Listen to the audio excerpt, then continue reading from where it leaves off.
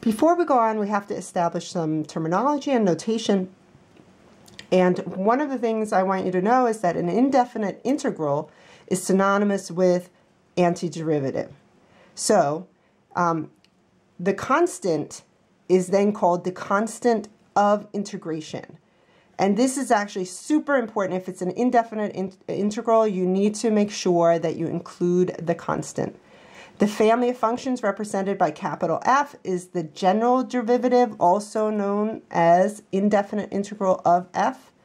And if we look at something like this, capital G of x is equal to x squared plus c is called the general solution because you have this constant c here, so we haven't found a specific one, which we'll do later, of the differential equation g prime of x of 2x.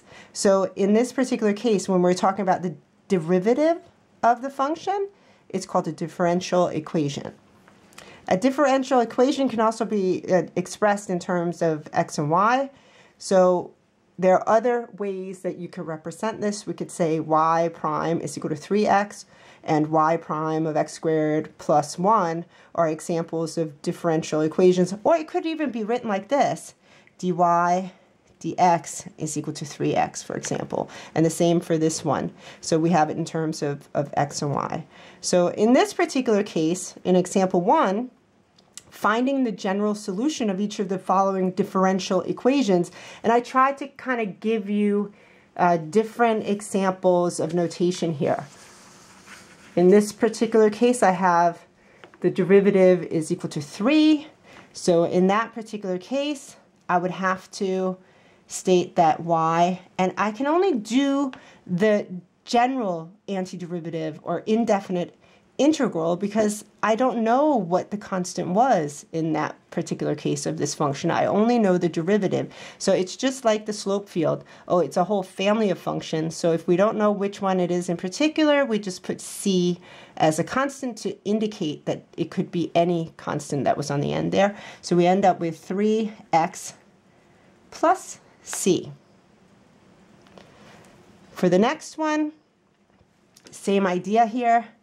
I know that y would have had to have been, and we kind of work backwards here. I know that it's an x to the first power, and the function itself would have had to be an x squared. So what would the coefficient have been here? It would have had to be a 2. 2 times 2 gives me a 4, minus the 1 exponent gives me a 1. Okay, that works.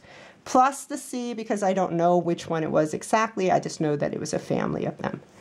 And by the same token, we go to the next one, and we kind of played with this when we did slope fields. So in this case, I used g of x as the differential equation. So to indicate that you're finding the antiderivative, we're going to use capital letter G of x, like that, is equal to, because we can't undo a prime. So if it doesn't give you a prime here, we're going to write it as a capital letter. And it's going to have to have been to the third here. Minus x squared. So the only way we could have gotten a 3 here is to have 3 over 2 as the coefficient. Look, 3 over 2 times 2 gives me a coefficient of 3. Minus x plus c as the constant.